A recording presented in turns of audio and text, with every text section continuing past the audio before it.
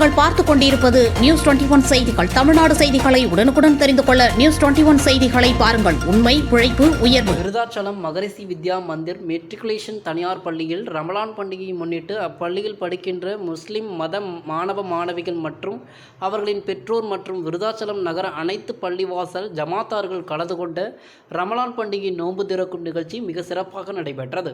கடலூர் மாவட்டம் விருதாச்சலம் மகரிஷி வித்யா மந்திர் தனியார் மெட்ரிகுலேஷன் பள்ளியில் வருடம் ரமலான் பண்டிகையை முன்னிட்டு நோன்பு திறக்கும் நிகழ்ச்சி நடைபெறுவது வழக்கம். அதன்படி இன்று அப்பள்ளியில் படிக்கின்ற மாணவ மாணவிகள், அவர்களின் பெற்றோர் மற்றும் விருதாச்சலம் நகர அனைத்து பள்ளி வாசல்களின் ஜமாத்தார்கள் கலந்து கொண்ட நோன்பு திறக்கும் நிகழ்ச்சி மிக சிறப்பாக நடைபெற்றது. முன்னதாக பள்ளியின் தாளாளரும் தமிழ்நாடு பெற்றோர் ஆசிரியர் கழக துணைத் தலைவருமான PVB முத்துக்குமார் இந்த நோன்பு திறக்கும் நிகழ்ச்சியில் கலந்து கொண்டு பெற்றோர்கள் மற்றும் ஜமாத்தார்கள் அனைவரையும் வரவேற்று ரமலான் வாழ்த்துக்கள் சொன்னதுடன் ரமலான் மாதத்தின் புனிதத்தையும் அதன் பயன் குறித்து எல்லோருக்கும் எல்லாம் என்கிற தத்துவத்தை கொண்டுள்ள ரமலான் பண்டிகையை கொண்டாடும் அனைவருக்கும் வாழ்த்துக்கள் தெரிவித்துக் கொண்டனர்.